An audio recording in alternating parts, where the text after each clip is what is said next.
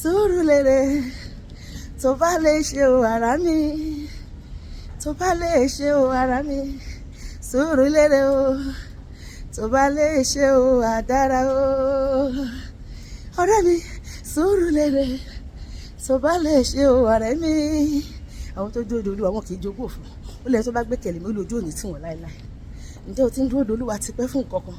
Ó wá dàbí bó ti fẹ́ sáfẹ́rẹ́ díẹ̀. Òun wọjú orí owó gbà. Kíní yìí ó ti bọ́ sọ́wọ́.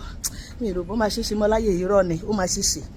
Bẹ́ẹ̀ ni, ojú kìí tí ó ní òun fi orí ọ̀fẹ́ àti ògo fún ni. Ó ní oríire kan kò ní fà sẹ́yìn lọ́dọ̀ àwọn tó ṣe déédéé. Dúró de Olúwa. Ojú òní ti ẹ láyé. Ojú òní ti èmi náà. Gbogbo ohun rere gbogbo tá à ń retí lọ́dọ̀ Ọlọ́run. Ní àkókò yìí, Ọlọ́run máa ṣe fèmí àti ẹ. Ó máa ṣàánú fún wa. Ó máa ṣíbi ìrántí kan wá lórúkọ Jésù.